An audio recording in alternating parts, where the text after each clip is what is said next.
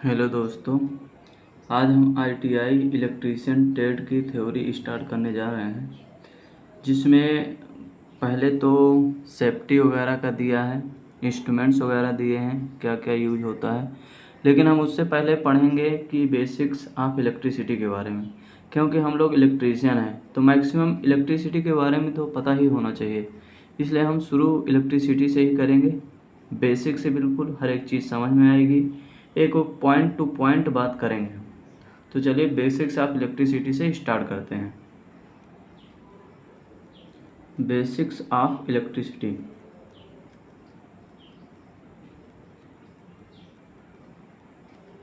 या आप इसे कह सकते हैं इंट्रोडक्शन ऑफ इलेक्ट्रिसिटी कह सकते हैं आप। Introduction of electricity,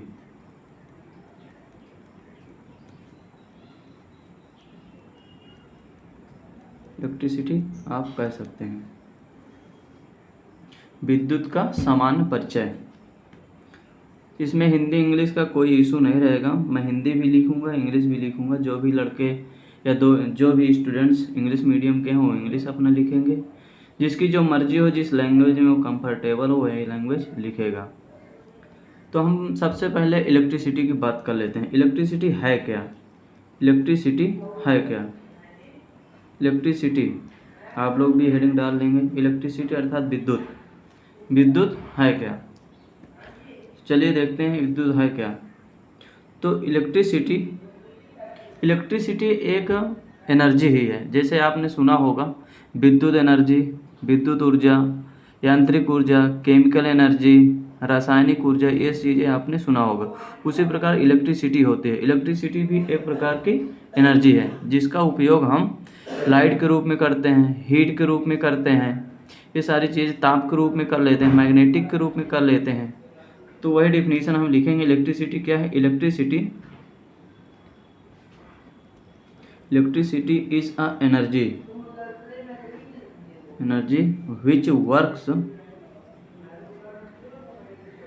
which works in the form of heating, magnetically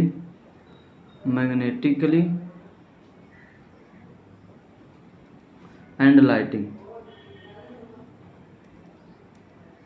जो कि इलेक्ट्रिसिटी एक प्रकार की एनर्जी है। इसका हिंदी मीनिंग में बता देता हूँ। इलेक्ट्रिसिटी एक प्रकार की एनर्जी है जो हीटिंग के रूप में, हीटिंग का मतलब ताप के रूप में, और मैग्नेटिकली और लाइटिंग, जैसे बल्ब वगैरह का यूज करते हैं हम लाइट के रूप में, इत्यादि के रूप में हम लोग इसका यूज करते हैं।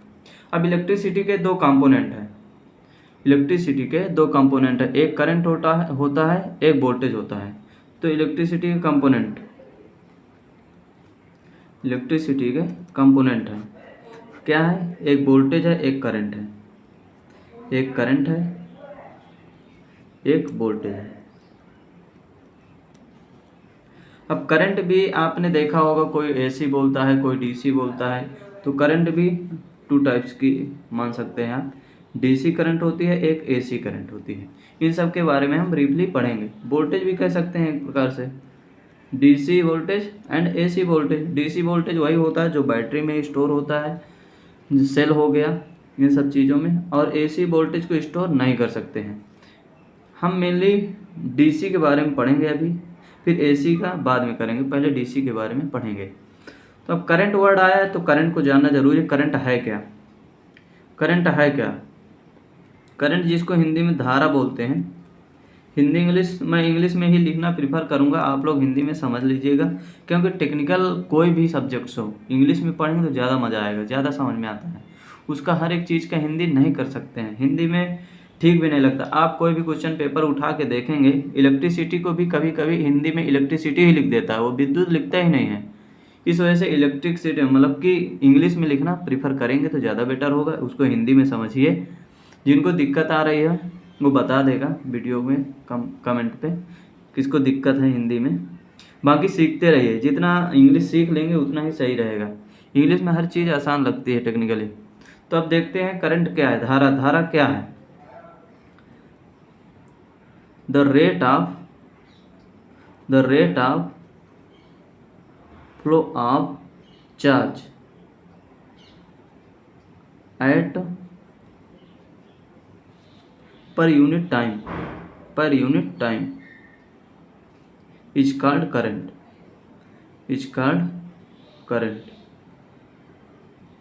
करंट क्या है? चार्ज प्रवाह की दर को ही करंट कहते हैं। दर का मतलब हो जाता है टाइम से रिलेशन करता है। जैसे आपने मैथ में पढ़ा होगा 5% की दर से, 5% की जो दर है, दर का मतलब टाइम से, मतलब 1 साल का वो 5% दर है। इसी प्रकार यहाँ हिंदी में यदि हम बोलेंगे rate of flow of charge, मतलब कि आवेश प्रवाह की दर को ही हम धारा कहते हैं। इसका रिप्रेजेंट कैसे करेंगे हम? Represent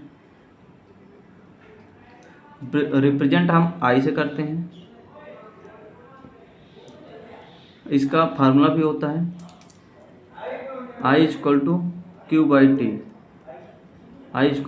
by T.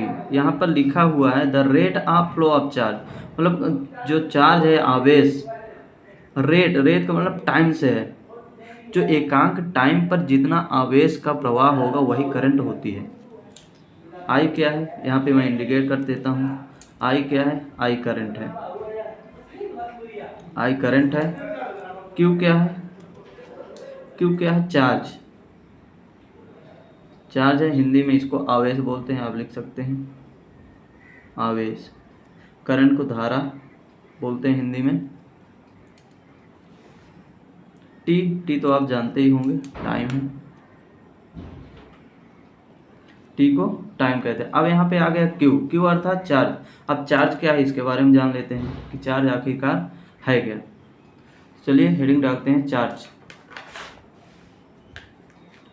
चार्ज क्या है इसको समझते हैं हम। चार्ज अथवा आवेश, आपने बहुत सुना होगा पॉजिटिव चार्ज, निगेटिव चार्ज, धनात्मक आवेश, ऋणात्मक आवेश, आपने सुना होगा।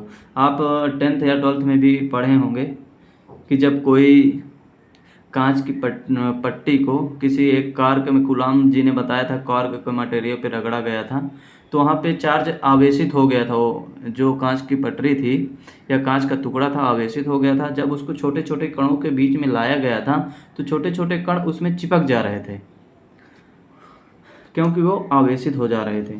तो हम इसकी डिफिनीशन लिखेंगे the phenomena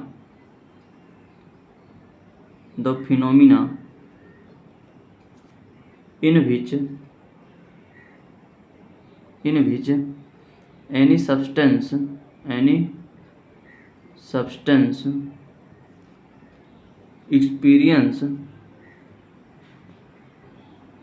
experience a force of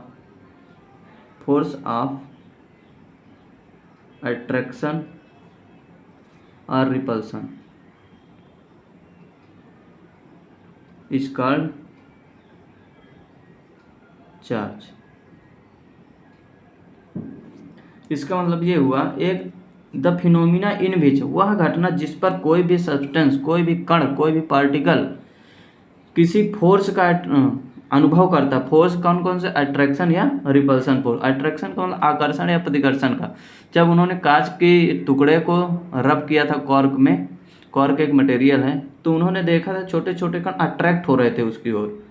जो कांच की पटरी थी या जो कांच का टुकड़ा था उसमें अट्रैक्ट हो रहे थे, वही अट्रैक्शन और रिपल्सन। इसमें 2 केस बनते हैं, एक पॉजिटिव चार्ज होता है, एक निगेटिव चार्ज होता है। पॉजिटिव चार्ज और निगेटिव चार्ज एक दूसरे को अट्रैक्ट करते हैं, जबकि सेम चार्ज होंगे जो, जैसे पॉजिटिव चार्ज है वो रिपेल करेंगे। रिपेल का मतलब प्रतिकर्षित करेंगे। तो चार्ज कितने होंगे? 2 टाइप्स के होंगे, एक पॉजिटिव चार्ज, एक निगेटिव चार्ज। यहाँ लिख भी देता हूँ मैं 2 टाइप्स चार्ज, एक पॉजिटिव एक निगेटिव। पॉजिटिव चार्ज, एक निगेटिव चार्ज। यहाँ नोट करके भी लिख सकते हैं आप। पॉजिटिव तथा negative, positive charge and negative charge always attract each other. Positive charge and negative charge negative charge attract each other, attract each other मतलब एक दूसरे को आकर्षित करते हैं। व्हाइल जबकि same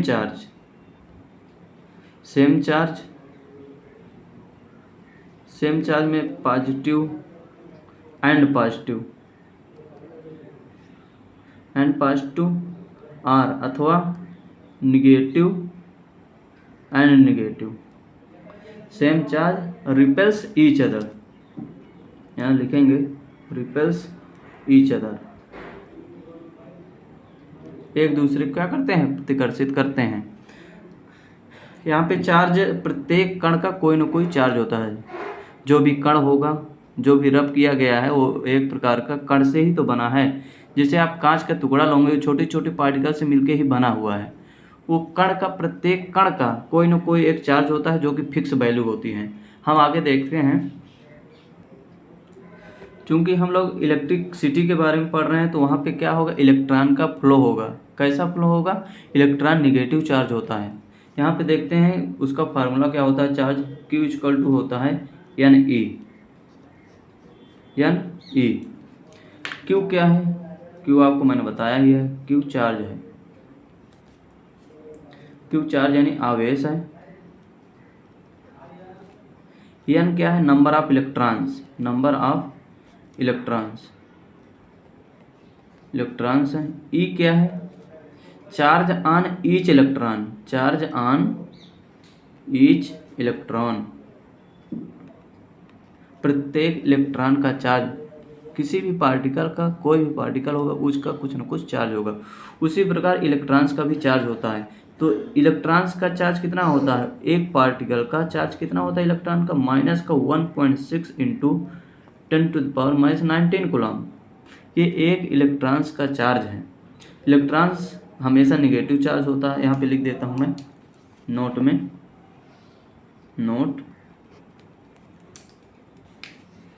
electron has negative charge,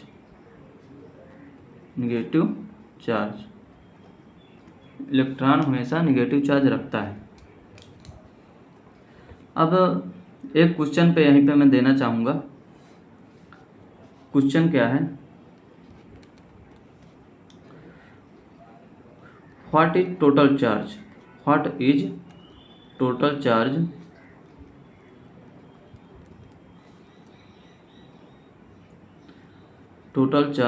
number of electrons is 16। यही question है। इसको आप कैसे हल करेंगे, थोड़ा सा विचार करिए।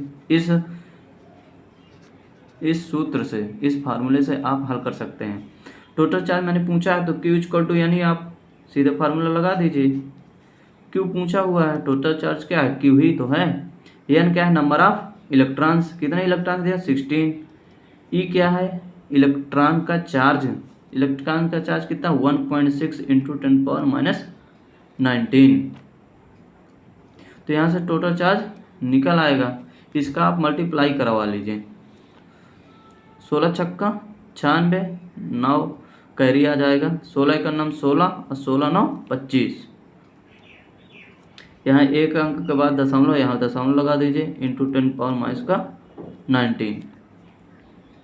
आप इसको Q इक्वल टू 256 इंटू 10⁻18 भी हो जाएगा माइनस का, क्योंकि ये पॉइंट हटेगा, यहाँ पे 20 हो जाएगा, यहाँ पे 20 हो जाएगा। इसको ऐसे हल करेंगे, Q इक्वल टू 256, यहाँ से पॉइंट हटा देंगे तो नीचे 10 आ जाएगा, इंटू 10⁻⁻19 ऑलरेडी है। Q इक्वल टू 256 इंटू 10⁻, ये 0 ऊपर जाएगा तो माइनस में हो जाएगा, तो माइनस का 20 कूलम्ब लिख सकते हैं। यहाँ पे कूलम्ब लिख सकते हैं। ऐसे सॉल्यूशन करना है। अब आगे देखते हैं, हमने चार्ज भी पढ़ लिया। अब यहाँ पे आ रहा है इलेक्ट्रॉन। आखिरकार ये इलेक्ट्रॉन है क्या? आपने सुना होगा इलेक्ट्रॉन, प्रोटॉन, न्यूट्रॉन, ये इलेक्ट्रॉन है क्या? यहाँ पे हम थोड़ी सी समझते हैं एटॉमिक स्ट्रक्चर के बारे में। Atomic structure, atomic structure, atomic structure मतलब परमाणु का स्ट्रक्चर। कोई भी मटेरियल है वो छोटे छोटे एटम से मिलकर बना है। एटम अर्थात परमाणु, मतलब छोटे छोटे परमाणुओं से मिलकर बना है। उस परमाणु में डाल्टन जी ने जब खोजा था एटम के बारे में, तो उन्होंने पाया कि इसमें छोटे छोटे और कण भी हैं। इलेक्ट्रॉन है, प्रोटॉन है, न्यूट्रॉन है। वो क्या है, छोटे छोटे कण में भी यहाँ जो सेंट्रल पे होता है ये कोई एटम है, इसकी लेयर्स हैं। यहाँ जो सेंटर होता है यहाँ प्रोटॉन प्लस न्यूट्रॉन होता है। इलेक्ट्रॉन यहाँ बाहर घूमता रहता है। यहाँ इसके पास जितना दूर इलेक्ट्रॉन होगा, इसको सेल्स हम लोग बोलते हैं के एल एम एन, 4 सेल्स होती हैं। यहाँ पे ये एन हो जाएगा। जितनी आउटर सेल में ये इलेक्ट्रॉन है, ये प्रोटॉन न्यूट्रॉन होते हैं अंदर। इसको हम न्यूक्लियस भी बोलते हैं। क्या बोलते हैं? न्यूक्लियस, न्यूक्लियस भी बोलते हैं। ये जो यहाँ पे आउटर सेल पे है, जो इनसे बाउंडेड, ये दोनों बाउंडेड हैं, अर्थात इनको हम फ्री नहीं कर सकते हैं, इलेक्ट्रिसिटी के लिए यूज नहीं कर सकते हैं। इलेक्ट्रॉन है ये फ्री है, कहीं भी इसको आप थोड़ी सी एनर्जी देंगे ये फ्लो कर जाएगा। ये जो सेल हैं, इसको, ये सेल है, के है, एल है, एम है, एन है, इसको सेल बोलते हैं, कक्षा जिसे बोलते हैं। जितनी दूर होगा, ये आउटर कक्षा है, ये अंदर वाली है, उससे अंदर वाली, इससे अंदर। यदि यहाँ पे इलेक्ट्रॉन है, इसमें कम एनर्जी है। एल में आएगा तो यहाँ पे उससे ज़्यादा एनर्जी है। एम में आएगा उससे ज़्यादा एनर्जी है। एन में आएगा उससे ज़्यादा एनर्जी है इलेक्ट्रॉन्स की। इसको हम एनर्जी लेवल में लिख दें यदि कि इलेक्ट्रॉन्स की एनर्जी, तो के लेस है एल से, एल लेस है एम से, एम लेस है एन से। ये क्या है? इलेक्ट्रॉन्स का energy level, energy level of electrons. यहाँ लिख देता हूँ मैं, energy level of electrons, energy level of electrons. जितनी आउटर सेल पे होगा इलेक्ट्रॉन, उतने ही अच्छा उसमें एनर्जी होगी, उतना ही फ्री होगा, उतना ही अच्छा कंडक्टिव मटेरियल बनाएगा। जिसमें जिस भी मटेरियल में इलेक्ट्रॉन्स की संख्या बहुत होती है, वही उतना कंडक्टिव होता है। इलेक्ट्रॉन प्रोटॉन की बात हो गई। अब देखते हैं इलेक्ट्रॉन प्रोटॉन के बारे में। यहाँ पे लिख लीजिए आप इलेक्ट्रॉन, यहाँ पे प्रोटॉन, यहाँ पे न्यूट्रॉन। थोड़ा सा इनके बारे में जान लेते हैं, इनको किसने खोजा। यहाँ टेबल आप बना लीजिए। यहाँ पे मास लिख दीजिए, मास लिख दीजिए। यहाँ पे चार्ज लिख दीजिए, कितना चार्ज किस पे है। यहाँ टेबल आप बना लीजिए। यहाँ पे आप इन्वेंशन किसने किया, फाउंडर आप लिख सकते हैं, फाउंडर या इन्वेंटर, फाउंडर या इन्वेंटर, इन्वेंटर आप लिख सकते हैं।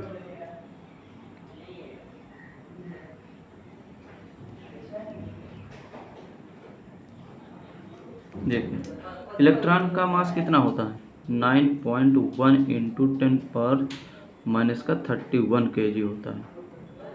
प्रोटॉन का मास कितना होता है, 1.672 इंटू 10⁻⁻27 kg। न्यूट्रॉन का कितना होता है, 1.675 इंटू 10⁻⁻27 kg। इसका मास होता है। चार्ज कितना होता है, मैंने अभी बताया, माइनस का 1.6 इंटू 10⁻⁻19 कूलम का चार्ज होता है। प्रोटॉन में इसमें प्लस का होता है 1.6 इंटू 10⁻⁻19 कूलम। इसमें न्यूट्रॉन में कोई चार्ज नहीं होता, नो चार्ज। न्यूट्रल है, न्यूट्रल में कोई चार्ज नहीं होता, नो चार्ज। इसके इन्वेंटर कौन है, इन्वेंटर, इलेक्ट्रॉन के इन्वेंटर आप लिख लीजिए, जे थॉमसन है, जे थॉमसन इलेक्ट्रॉन के हैं। प्रोटॉन के हैं रदरफोर्ड। इसको गोल्डस्टीन और रदरफोर्ड दोनों, गोल्डस्टीन भी हैं और रदरफोर्ड भी हैं।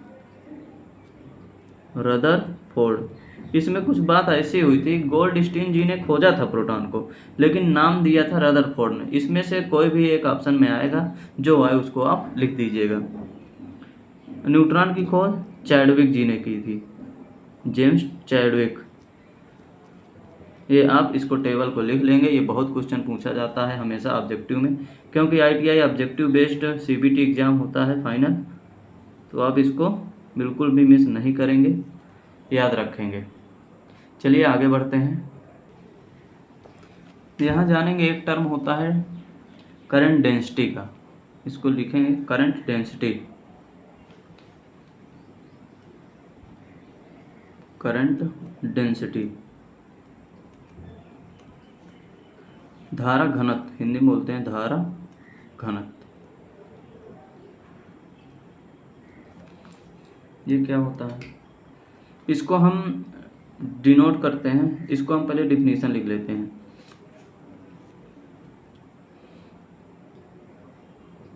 The current per unit area is called current density, is called current density. इसको हम रिप्रेजेंट कैसे करेंगे, रिप्रेजेंट हम जे से करते हैं। जे फार्मूला होता है J = I/A, इसका फार्मूला होता है। डेंसिटी जहाँ भी आ जाए, डेंसिटी यानी घनत्व, वहाँ पे हमेशा एरिया का ही नाम आता है। करंट डेंसिटी है तो I/A, इलेक्ट्रिक फील्ड डेंसिटी है तो Q/A, आपने मैग्नेटिक डेंसिटी पढ़ा होगा 5/A, मतलब जहाँ भी डेंसिटी आएगा वहाँ पर A आएगा। एकांक एरिया पे उसमें कितना करंट फ्लो हो रहा है, उसी को करंट डेंसिटी। जे क्या है, करंट डेंसिटी है। आई आप जानते हैं, आई क्या है, करंट है।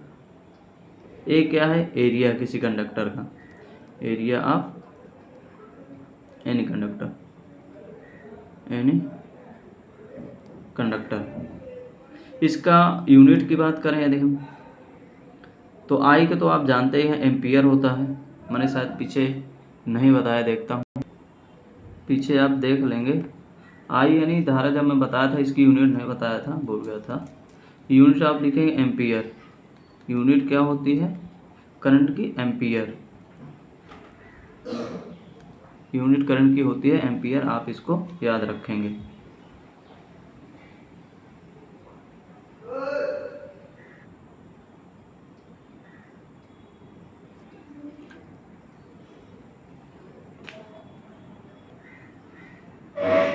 यहाँ पर देखेंगे, मान लीजिए कोई कंडक्टर है,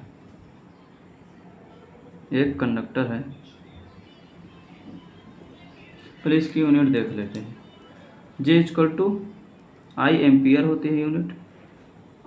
एरिया क्या होता है, मीटर स्क्वायर, यदि मीटर में मापा गया है तो इसकी यूनिट बनेगी ampere per metre square. Unit क्या बनेगी, ampere per metre square unit बनेगी करंट डेंसिटी की। Unit of current density, unit of current density क्या बनेगी, ampere per metre square, ampere per metre square, या एम्पियर मीटर की power -2, ये भी आप लिख सकते हैं। चलिए एक यहाँ कंडक्टर लेते हैं, या इसका क्रॉस सेक्शन एरिया A है। यहाँ पे इलेक्ट्रॉन्स फ्लो हो रहे हैं, जो कि इसकी डिस्टेंस हम L मान लेते हैं। तो इसमें आप देखते हैं टोटल चार्ज कितना फ्लो हो रहा है, तो Q = N, जो कि नंबर ऑफ इलेक्ट्रॉन होगा, E क्या है, चार्ज है, A है एंड L है। यदि हम A एंड L को 1 मान लें, L को एकांक मतलब 1 मान लेते हैं, 1 कंसीडर करते हैं, तो Q = NE बन जाता है। यहीं से ये Q इक्वल टू यानी का फार्मूला आया हुआ था। एक कंसेप्ट है I equal to Q by T, तो आप जानते ही हैं। Q की वैल्यू यहाँ पुट कर दीजिए, यानी EAL बाई टी, ये Q की वैल्यू यहाँ पुट कर दीजिए आप, यानी EAL बाई टी को आप क्या लिख सकते हैं, यल यानी डिस्टेंस भी हो सकता है, डी बाई टी को क्या लिखते हैं, वेलोसिटी यानी वेग, तो इसको हम BD लिखते हैं, यहाँ पे BD लिखते हैं। तो I इक्वल टू हो जाता है यानी EABD। अब ये BD क्या है, यहाँ पे नया टर्म आ गया BD है क्या, देखिए BD क्या है, BD क्या है, ड्रिफ्ट वेलोसिटी, किसकी, ड्रिफ्ट वेलोसिटी ऑफ इलेक्ट्रॉन्स। जब कोई भी इलेक्ट्रॉन्स किसी मैग्नेटिक फील्ड में फ्लो करता है तो उसकी जो वेलोसिटी होगी, जिस गति से वो फ्लो करता है, उसी को हम ड्रिफ्ट वेलोसिटी कहते हैं। ठीक, तो I इक्वल टू यानी EABD, यहाँ से एक फार्मूला आ गया। चलिए आगे हम देखते हैं, करंट का सारा पोर्शन हो गया, चार्ज भी हमने पढ़ लिया। चार्ज के बाद इलेक्ट्रॉन की वजह से जो चार्ज फ्लो हो रहा था किसी भी कंडक्टिव मटेरियल में, उसको हमने पढ़ लिया। चार्ज, प्रोटॉन, न्यूट्रॉन, इन सब का मासेस पढ़ लिया हमने। चार्ज भी पढ़ लिया, इसका फाउंडर कौन है ये भी पढ़ लिया हमने। अब आगे चलते हैं वोल्टेज पे। वोल्टेज क्या है, वोल्टेज है जैसे कोई जनरेटर, उसको जब हम रोटेट करते हैं तो वहाँ से EMF बनता है। EMF क्या है, इलेक्ट्रोमोटिव फोर्स। इलेक्ट्रोमोटिव फोर्स यानी EMF को ही वोल्टेज हम कह देते हैं। आगे देखते हैं EMF की क्या है डिफिनीशन। EMF इलेक्ट्रोमोटिव फोर्स, इसके नाम से ही आप कर सकते हैं विद्युत वाहक बल, इसको हिंदी में कहते हैं विद्युत वाहक बल, आप लिख लेंगे। अब इसके नाम से ही आपको पता चला इलेक्ट्रोमोटिव फोर्स, अर्थात इलेक्ट्रॉन को मोशन प्रदान करने में जो बल की आवश्यकता होती है उसी को इलेक्ट्रोमोटिव फोर्स अर्थात EMF कहते हैं। तो इसकी डिफिनीशन हम क्या लिखेंगे, द फोर्स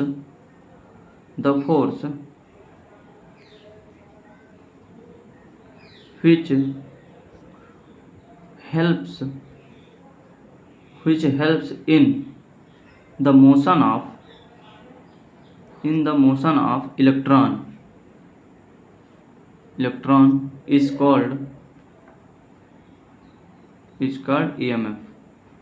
इलेक्ट्रोमोटिव फोर्स क्या है, इलेक्ट्रो अर्थात इलेक्ट्रॉन, मोटिव मतलब मोशन, फोर्स माने बल, मतलब वह बल जिसकी वजह से कोई भी इलेक्ट्रॉन मोशन करता है, गति करता है, उसी को हम इलेक्ट्रोमोटिव फोर्स कहते हैं।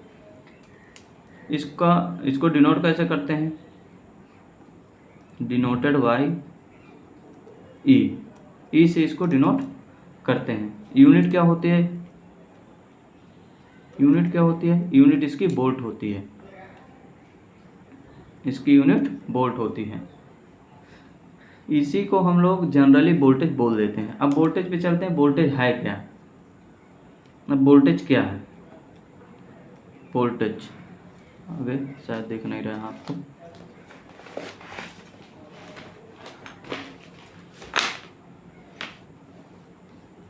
यहाँ आगे चलेंगे। वोल्टेज क्या है, वोल्टेज जब EMF जनरेट होता है, किसी भी जनरेटर जब हम रोटेट करते हैं EMF जनरेट होता है, EMF को ही हम लोग वोल्टेज बोल देते हैं। यदि सर्किट कंप्लीट है तो वहाँ पे करंट फ्लो होना स्टार्ट हो जाती है। तो वोल्टेज क्या है, वोल्टेज एक प्रकार का इलेक्ट्रिक प्रेशर है।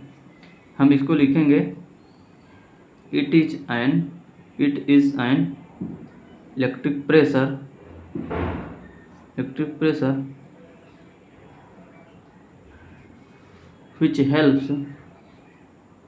which helps in flow of current, जो कि करंट प्रवाह में सहायता प्रदान करता है। रिप्रेजेंट कैसे करते हैं इसको, रिप्रेजेंट का मतलब प्रदर्शित कैसे करेंगे, इसको B से प्रदर्शित करेंगे। इसका यूनिट क्या होगा, इसका भी यूनिट वोल्ट ही होगा, इसका यूनिट क्या होगा, इसका यूनिट वोल्ट ही होगा। अब इसके बाद आपने एक शब्द सुना होगा, यहाँ पे चलिए एक फार्मूला भी आता है, इसको लिख देते हैं, लेकिन खैर फार्मूला तो आगे हम डिराइव करेंगे। B equal to I R, ये फार्मूला होता है। इसको B वोल्टेज है, I करंट है, R रेजिस्टेंस है। अभी हमने रेजिस्टेंस के बारे में नहीं पढ़ा, इसलिए मैं ये फार्मूला लिखवाना नहीं चाहता था, आगे चल के हम लोग देखेंगे। अब एक वर्ड आपने सुना होगा potential, potential and potential difference. Potential है क्या आखिरकार, चलिए उसको भी देखते हैं। पोटेंशियल के बारे में बात करेंगे, पोटेंशियल क्या है, चलिए देखते हैं पोटेंशियल है क्या। पोटेंशियल, इसको आप लोग हिंदी में विभव भी बोल देते हैं। ये भी वोल्टेज की तरह ही होता है, वोल्टेज की तरह ही होता है। पोटेंशियल क्या है, पोटेंशियल मतलब कहते हैं ना ओमनीपोटेंट, आपने इंग्लिश में पढ़ा होगा ओमनीपोटेंट, सर्वशक्तिमान, ओमनीपोटेंट सब। और ये भी आपने सुना हो, देखते हैं इसके पास कितना पोटेंशियल, पोटेंशियल मतलब क्षमता। तो इसको क्या कहेंगे, द वर्क डन, इसकी डिफिनीशन है the work done to bringing a charge particle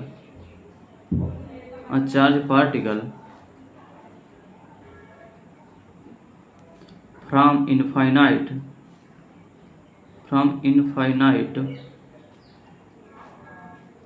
to a point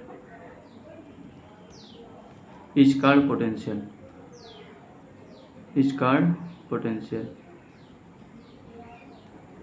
potential क्या होता है, किसी भी चार्ज पार्टिकल को अनंत दूरी से किसी एक पॉइंट पर लाने में किया गया कार्य ही पोटेंशियल कहलाता है। इसके आप जैसे कि डिफिनीशन पढ़े, आपको ये पता चल गया। तो इसको भी रिप्रेजेंट कैसे करेंगे, बी से रिप्रेजेंट कैसे करेंगे, रिप्रेजेंट कैसे करेंगे, इसको हम बी से ही रिप्रेजेंट करते हैं। इसका फार्मूला होता है B इक्वल टू W/Q। ये आप डेफिनेशन पढ़ें, the work done to bringing a unit, तो ब्रिंगिंग ए चार्ज पार्टिकल मतलब एक चार्ज पार्टिकल को लाने में किया गया कार्य ही पोटेंशियल कहलाता है। तो B इक्वल टू W/Q, ये किया गया कार्य है, ये Q क्या है, चार्ज है। यहाँ पे मैं लिख देता हूँ, W क्या है, वर्क डन, Q क्या है, ये आपको पता ही है, ये चार्ज है। इसकी हम यदि यूनिट निकालना चाहें, इसको वोल्ट भी कहेंगे, वोल्ट भी कहते हैं। इसकी यूनिट हम निकालेंगे B इक्वल टू वर्क है, वर्क का आपने यूनिट पढ़ा होगा जूल। Q चार्ज का क्या होता है, कूलम। कई जगह आपको वोल्ट की यूनिट जूल पर कूलम भी मिलेगी। इसको हम शॉर्ट में लिखेंगे, यदि B equal to unit of potential लिख देते हैं।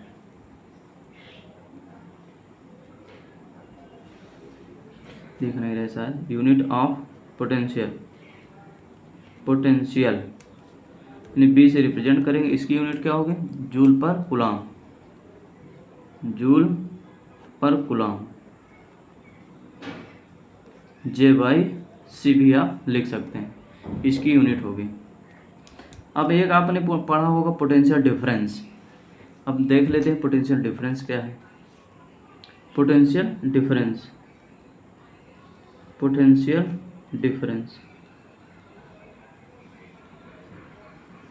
डिफरेंस क्या होता है, किसी भी कंडक्टर में या कोई भी एलिमेंट, उसके 2 पॉइंट्स होंगे, उसके 2 पॉइंट्स में, चलिए इसको हम एक तरह से रजिस्टर चलिए समझ लेते हैं। रजिस्टर क्या है, एक कंडक्टर है, ये A पॉइंट है, ये B पॉइंट है। यहाँ का A पॉइंट का क्या पोटेंशियल है, BA से रिप्रेजेंट कर दिए, B पॉइंट का BB से। यदि हम पोटेंशियल डिफरेंस की बात करेंगे, यहाँ से यहाँ तक पूरा पोटेंशियल डिफरेंस क्या होगा, BAB से रिप्रेजेंट करेंगे हम लोग। तो पोटेंशियल डिफरेंस क्या हो जाएगा, BAB equal to BA minus BB। इसकी भी यूनिट हम क्या लिखेंगे, वोल्ट। ये पोटेंशियल डिफरेंस कहलाता है।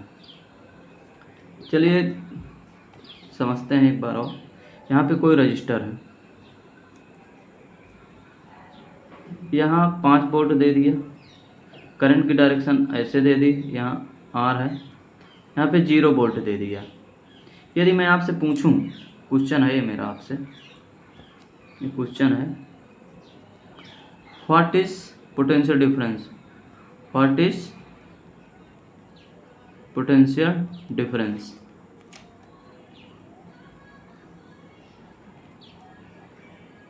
व्हाट इज पोटेंशियल डिफरेंस, तो आप कैसे करेंगे?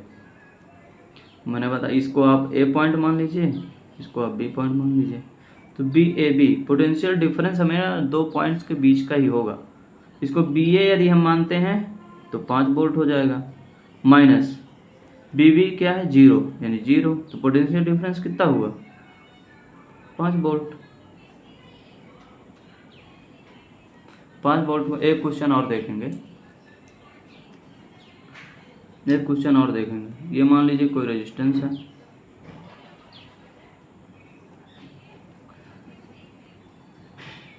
यहाँ पे मैंने लिख दिया 6 वोल्ट, यहाँ पे लिख दिया मैंने 2 वोल्ट, करंट की डायरेक्शन ये है, तो आप पोटेंशियल डिफरेंस कैसे निकालेंगे? B A B equal to, बताइए आप कैसे निकालेंगे potential difference? B A B equal to B A minus B B, ये तो आपने पढ़ा। बी ए कितना, इसको हम ए पॉइंट मानते हैं, इसको बी पॉइंट मानते हैं। बी ए कितना है 6 माइनस 2 लिख देंगे, इक्वल टू कितना हो जाएगा 4 वोल्ट।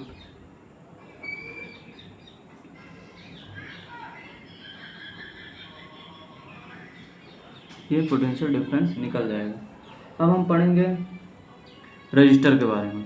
हमने जान लिया करंट क्या है, करंट चार्ज मतलब आवेश प्रवाह की दर को कहते हैं। फिर हमने चार्ज को जाना कि आवेश क्या है। फिर आवेश में इलेक्ट्रॉन्स को अगर वजह से फ्लो होता है, इलेक्ट्रॉन को जाना, प्रोटॉन को जाना, न्यूट्रॉन को जाना। उसके बाद वोल्टेज को भी जाना हमने, ईएमएफ को भी जाना हमने, पोटेंशियल को भी जाना हमने, पोटेंशियल डिफरेंस को भी जाना। अब जानते हैं रजिस्टर, रजिस्टर क्या है, रेजिस्टेंस क्या है, इसके बारे में आप जानते हैं आगे जानेंगे। रजिस्टर क्या है, रजिस्टर क्या है? रजिस्टर एक प्रकार का एलिमेंट है, तो हम लिखेंगे इसमें it is an element, it is an element which has the property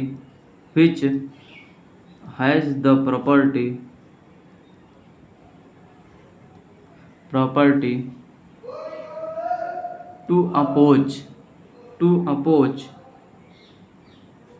flow of current,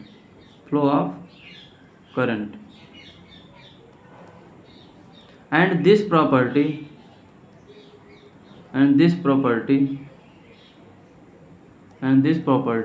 is called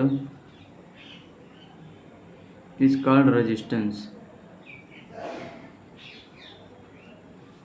register क्या है? रजिस्टर एक प्रकार का एलिमेंट है, एक प्रकार का रजिस्टर एलिमेंट है। उसकी प्रॉपर्टी होती है कि वो करंट को अपोज करे, उसी प्रॉपर्टी को रेजिस्टेंस बोलते हैं। रजिस्टर एक एलिमेंट है, कोई वस्तु है, एक तरह से कह सकते हैं, एक तत्व है, एक मटेरियल है, एक एलिमेंट है रजिस्टर। उसकी प्रॉपर्टी है कि वो करंट के फ्लो को रोकेगा, मतलब करंट को बहने नहीं देगा, और वही प्रॉपर्टी उसकी रेजिस्टेंस कहलाती है। अब रेजिस्टेंस की अलग से परिभाषा यदि आप लिखना चाहें, डेफिनेशन लिखना चाहें, तो मैं लिख देता हूँ रेजिस्टेंस की परिभाषा। रेजिस्टेंस होता क्या है? इसको हम प्रतिरोध बोलते हैं, प्रतिरोध, हिंदी में इसको प्रतिरोधकता।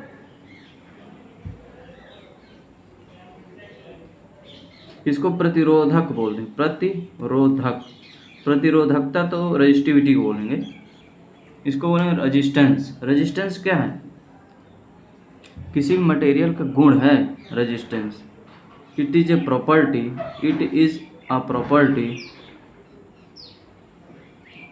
which oppose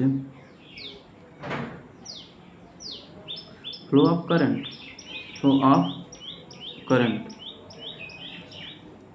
इसको हम रिप्रेजेंट कैसे करेंगे?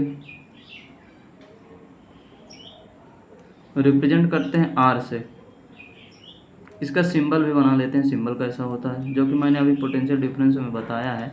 सिंबल इसको ऐसे करते हैं, ये सिंबल होता है इसका रेजिस्टेंस का। यहाँ हमने पढ़ लिया। यहाँ भी एक फार्मूला होता है, जो कि मैं फार्मूला को आगे बताना चाहूँगा, लेकिन यहाँ आप लिखना चाहते हैं तो लिख लीजिए। R = B/I। B आप जानते हैं वोल्टेज है, B क्या है, वोल्टेज है, I क्या है, करंट है, R क्या है, रेजिस्टेंस है। रेजिस्टेंस है। इसकी यूनिट देख लेते हैं क्या होती है। यूनिट इसकी ओम, OHM इस तरह कर सकते हैं या इस तरह भी बना सकते हैं। और सेकंड यूनिट ये भी आप लिख सकते हैं। सेकंड यूनिट, सॉरी मैं देखा नहीं दिखा होगा शायद आपको। फर्स्ट यूनिट ओम है। सेकंड यूनिट हम इसको फार्मूला से जा सकते हैं, वोल्ट पर एम्पियर भी हम लिख सकते हैं। रजिस्टर हो गया, रेजिस्टेंस हो गया। एक आता है वर्ड रजिस्टिविटी,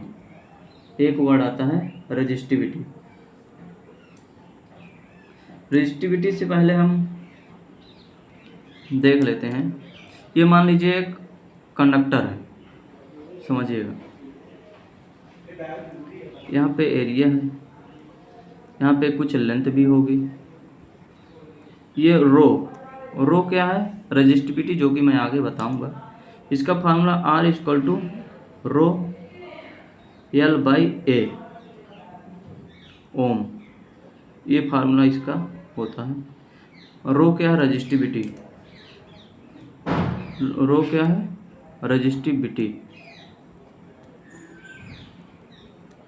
रजिस्टिविटी होती है। अब इसके बारे में पढ़ें, रजिस्टिविटी है क्या। अब क्या है रजिस्टिविटी, क्या है।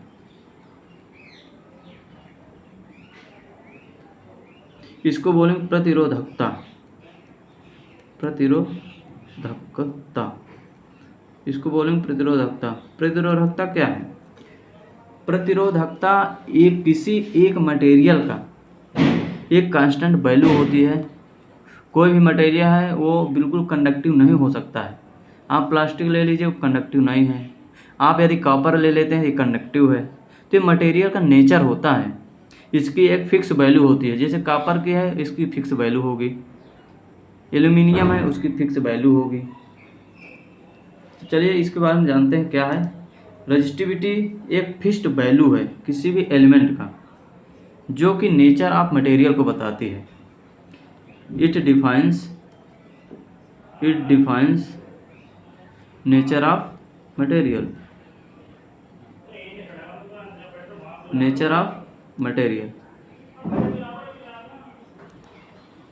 It has fixed value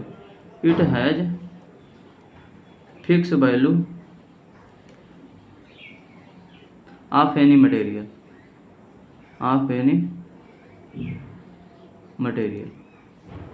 इसकी फिक्स वैल्यू होती है मटेरियल की। अब इसकी जैसे हम देखते हैं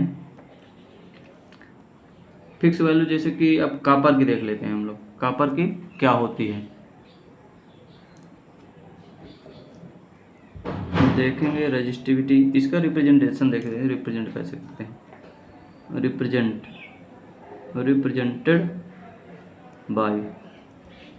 रिप्रेजेंटेड बाय रो। इसको रो से हम प्रेजेंट करते हैं। इसको रो में RHO, जैसे ओम लिखते हैं उसी पर रो RHO इसको लिखते हैं। रजिस्टिविटी हर मटेरियल की अलग अलग होती है। तो रो कॉपर की हम देख लेते हैं। कॉपर की कितनी होती है। कॉपर की होती है 1.68 × 10⁻⁻8 ओम मीटर। इसकी यूनिट देख लेते हैं। यूनिट क्या है, unit of rho ohm metre होती है। यहाँ से आप फाइंड कर सकते हैं। अभी चलिए मैं बता देता हूँ आपको कैसे फाइंड करना है। अब कॉपर के बाद एल्यूमिनियम की रजिस्टिविटी देख लेते हैं। एल्यूमिनियम की रजिस्टिविटी होती है 2.65 × 10⁻⁸ ओम मीटर। ये इसकी रजिस्टिविटी होती है।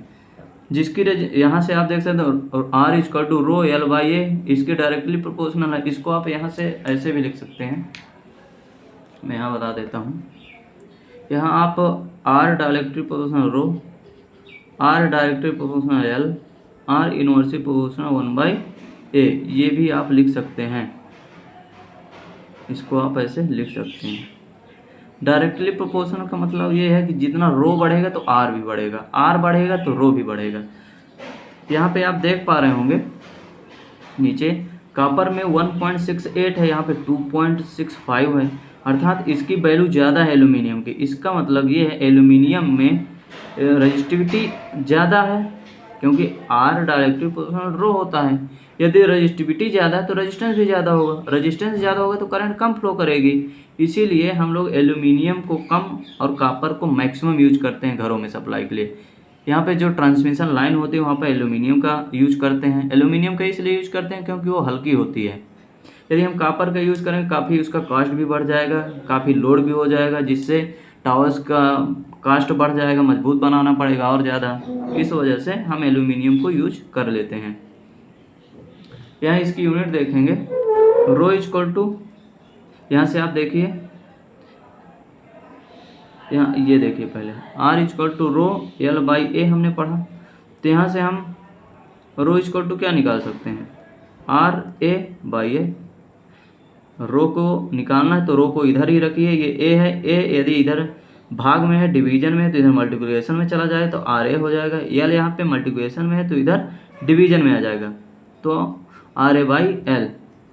इसकी यूनिट की बात करें, आर की यूनिट होती है ओम, ए एरिया है, एरिया का होता है मीटर स्क्वायर, लेंथ की मीटर होती है, तो मीटर से मीटर कट गया, इसका ओ मीटर यूनिट हो गया। Unit of resistivity, unit of resistivity, unit of resistivity क्या हो गया, ओम मीटर।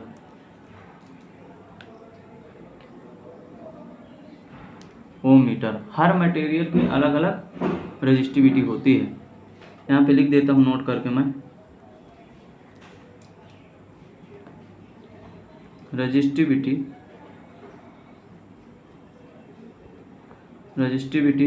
ऑफ डिफरेंट मटेरियल,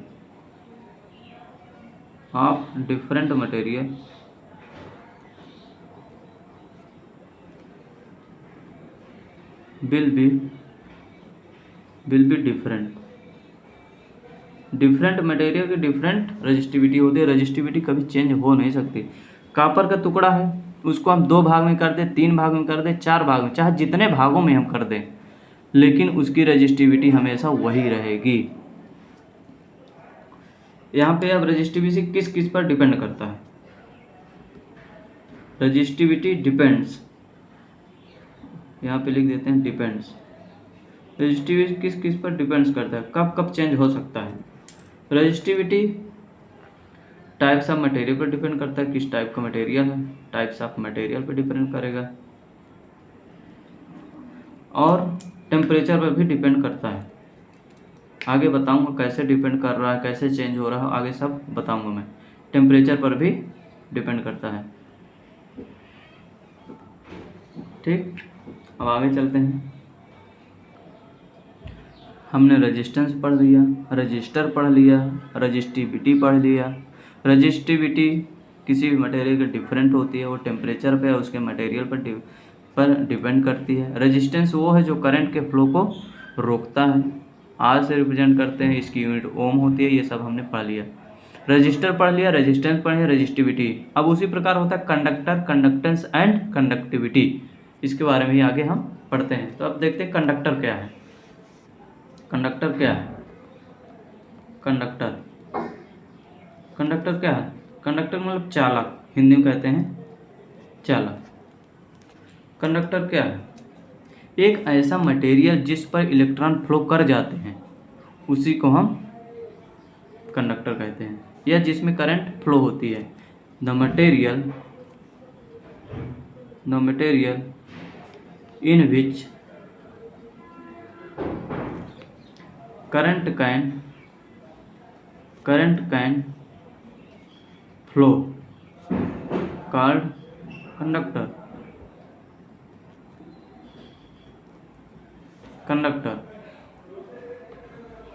और जिसकी वजह से यह फ्लो होती है उसको हम कहते हैं कंडक्टेंस। जैसे रजिस्टर में रेजिस्टेंस एक प्रॉपर्टी थी जो करंट को अपोज करता था, उसी प्रकार कंडक्टर की भी एक प्रॉपर्टी है कंडक्टेंस, जो कि करंट को फ्लो करने में सहायक होगा, सहायता प्रदान करेगा, उसी से बना कंडक्टेंस। अब कंडक्टेंस की बात करते हैं। कंडक्टेंस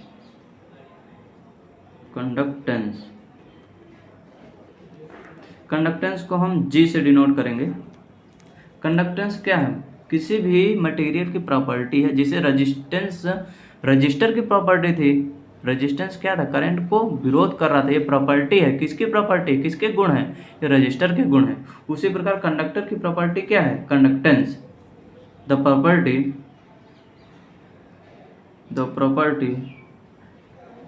प्रॉपर्टी ऑफ मटेरियल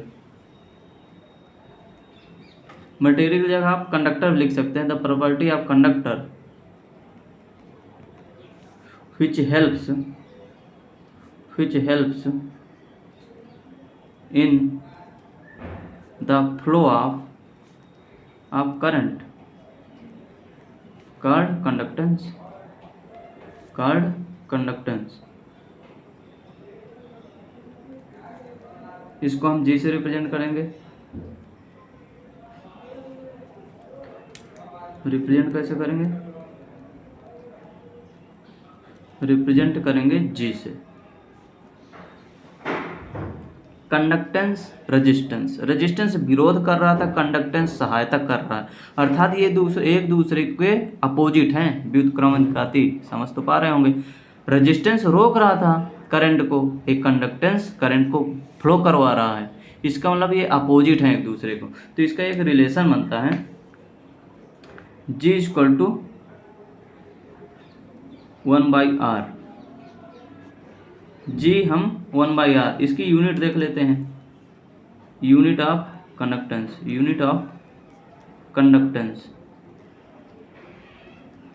क्या होगी?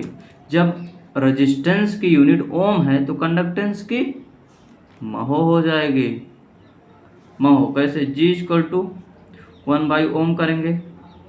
ओम को ही हम इसका अपोजिट महो बोलते हैं। महो बोल दीजिए, सीमेंस बोल दीजिए,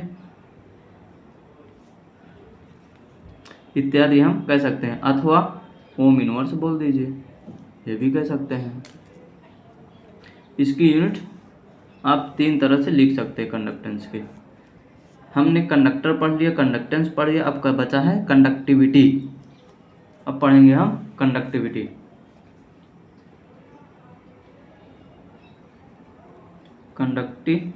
यदि मेरी स्पेलिंग समझ में ना आए तो आप बता दीजिएगा कमेंट करके। स्पेलिंग यार समझ में नहीं आती है, राइटिंग समझ नहीं आती है, तो थोड़ा सा और मैं स्लो लिखूँगा, अलग अलग अक्षर करके लिखूँगा। आपने रेजिस्टेंस पढ़ा, रजिस्टर पढ़ा, रजिस्टिविटी, कंडक्टर पढ़ा, कंडक्टेंस पढ़ा, कंडक्टिविटी। आप देख पा रहे होंगे रजिस्टिविटी, कंडक्टिविटी, रेजिस्टेंस, कंडक्टेंस। जिस प्रकार रेजिस्टेंस का अपोजिट होता है कंडक्टेंस, उसी प्रकार कंडक्टिविटी का अपोजिट होता है रजिस्टिविटी। इसको हम लिख सकते हैं it is a reciprocal of resistivity. इसको हिंदी में बता देता हूं मैं। कंडक्टेंस को हम चालकत्व कहते हैं, चालकत्व। कंडक्टिविटी को कहते हैं चालकता।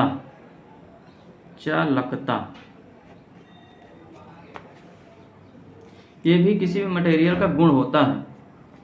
ये कंडक्टिविटी एक मटेरियल का गुण होता है, वो फिक्स वैल्यू होती है।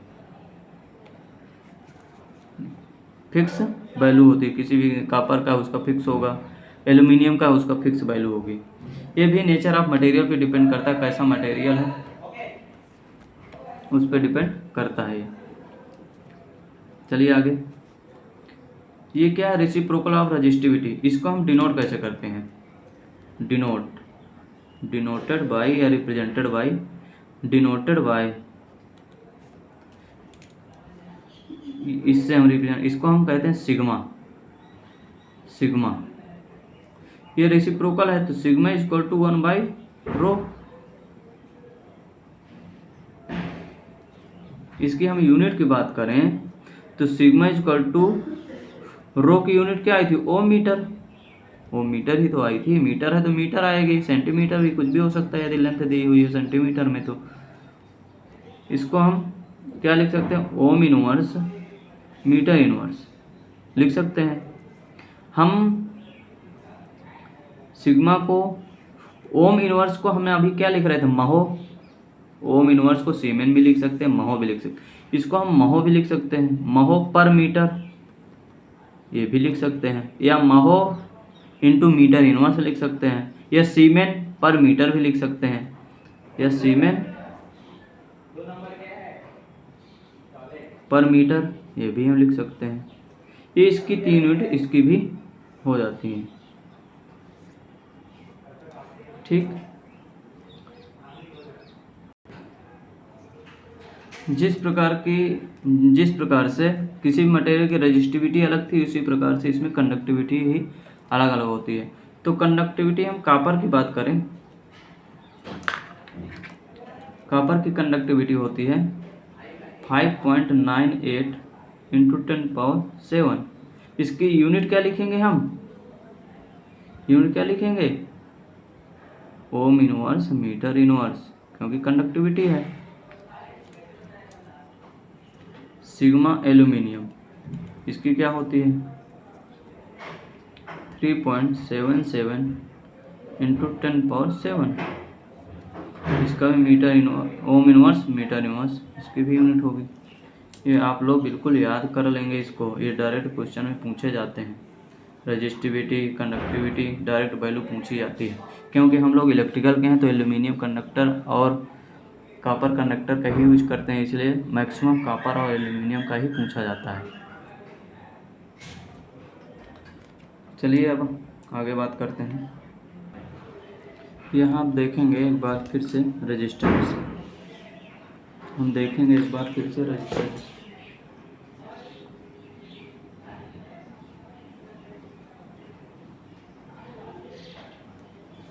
यहाँ पे कोई कंडक्टर है, इसका एक क्रॉस सेक्शन एरिया है, इसकी लेंथ है, इसमें फ्लो होने वाले इलेक्ट्रॉन्स हैं, इसका कुछ रेजिस्टिविटी है, ये हमने अभी पढ़ा। यहाँ से R इक्वल टू ρL/A, ये हमने पढ़ा।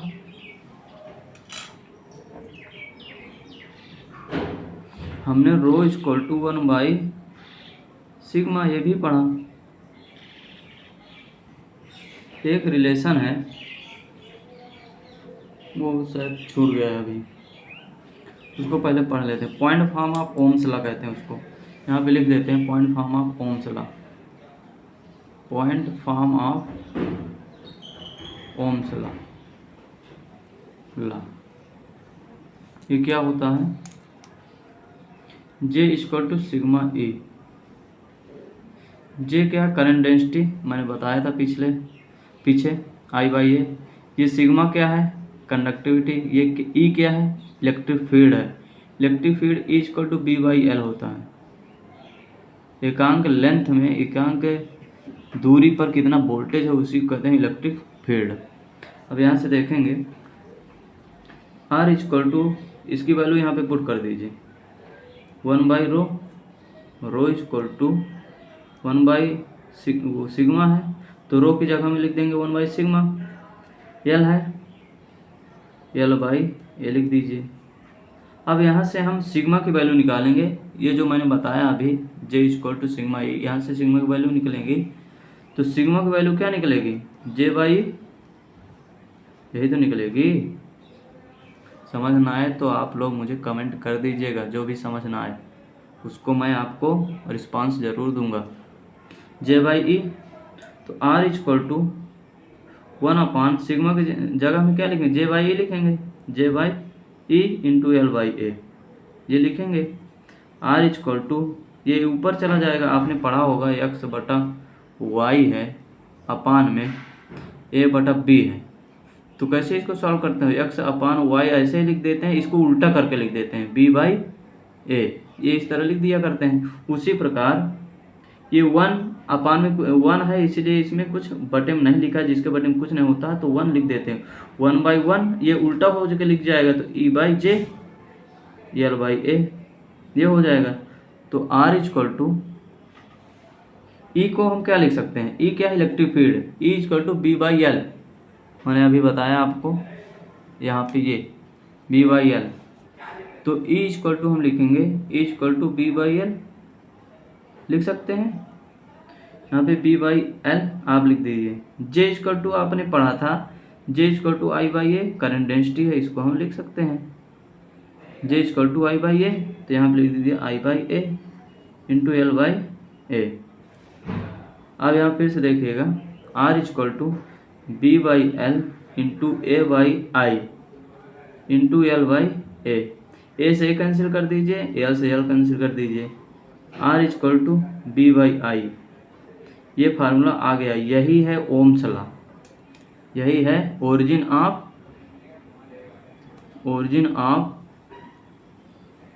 ओम्स लॉ, यही है ओरिजिन ऑफ ओम्स लॉ। यहाँ आप जानते हैं आर तो पता ही है, रेजिस्टेंस है, इसलिए मैं वो नहीं लिखा रहा था पहले फार्मूला जो आर का बी का लिखा है, क्योंकि यहीं से वो जनरेट हुआ है, यहीं से प्रोड्यूस हुआ है। बी क्या है आपको पता है, वोल्टेज है। आई क्या है, आई करंट है। रेजिस्टेंस की यूनिट भी मैं लिख देता हूँ ताकि आप लोगों को याद रहे बार बार रिवीजन करने से। आर की यूनिट है ओम, वोल्टेज की यूनिट है वोल्ट, करंट की यूनिट है एम्पियर। यहाँ आप चलिए चार्ज का नहीं लिखते हैं, जिसकी बात हो रही है उसी को अभी लिखेंगे, इसको कहते हैं ओम्स लॉ। अब हम ओम्स लॉ कल पढ़ेंगे, इतना ही आज हमें पढ़ना था, हमने पढ़ लिया, लगभग 1 घंटा हो चुका है। ओम्स लॉ के बारे में हम लोग कल पढ़ेंगे। कोई भी दिक्कत आ रही है, समझने में परेशानी आ रही है, तो आप लोग मुझे कमेंट में ज़रूर बताएंगे। ये खासकर ITI इलेक्ट्रीशियन फर्स्ट ईयर वाले जो स्टूडेंट्स हैं उनके लिए हैं। बाकी इसको पढ़ना चाहे तो कॉम्पिटिटिव जो भी इलेक्ट्रीशियन से कंपटीशन एग्जाम की तैयारी करता है वो भी कर सकता है, जो CITS इलेक्ट्रीशियन से कर रहा है वो भी पढ़ सकता है, या जिसको भी बेसिक्स में ज़रूरत है, जो बेसिक्स को समझना चाहता है, जिसको बेसिक्स बिल्कुल भी कहीं डाउट है उसको, तो वो पढ़ सकता है। आप लोग को कोई दिक्कत हो, परेशानी हो, समझ में ना आई हो कोई चीज़, वो आप लोग कमेंट में लिख देंगे, मैं उसका रिप्लाई ज़रूर दूंगा। बाकी आप मेरे चैनल पे बने रहें टेक्निकल बंधुज पर, लाइक एंड शेयर ज़रूर करेंगे, सब्सक्राइब भी करेंगे। लाइक करेंगे तो मुझे पता चलेगा हाँ कितने स्टूडेंट्स को समझ में आ रहा है, जो मैं पढ़ा रहा हूँ, जो मैं मेहनत कर रहा हूँ, कितने स्टूडेंट्स को समझ में आ रहा है। तो लाइक ज़रूर करेंगे और कमेंट में ज़रूर लिखेंगे कि कैसी रही आज की क्लास, क्या इसको हम कंटिन्यू करते रहें। सीक्वेंस वाइज हम कंटिन्यू करेंगे, स्टार्टिंग से बेसिक्स ऑफ इलेक्ट्रिसिटी, इसलिए हमने स्टार्ट किया है, पूरा बेसिक्स ऑफ इलेक्ट्रिसिटी पूरा बेसिक कंप्लीट करेंगे। डेली पढ़ेंगे हम लोग 1-1 घंटा। जो भी परेशानी दिक्कत समझ में ना आया हो आप मुझे कमेंट लिख दीजिएगा, मैं उसका रिप्लाई ज़रूर करूँगा। कैसे पढ़ना है, क्या पढ़ाने का तरीका या सीखने का तरीका हमारा सही है या गलत है, जो भी है आप मुझे सलाह दे सकते हैं। तो थैंक यू दोस्तों, क्लास कैसी लगी ज़रूर बताएंगे, लाइक करेंगे, सब्सक्राइब भी करेंगे। थैंक यू दोस्तों, मिलते हैं नेक्स्ट क्लास में। ओम्स लॉ पढ़ेंगे हम लोग, थोड़ा बहुत आप लोग भी पढ़ के आइएगा तो और आसानी होगी समझने में। Thank you.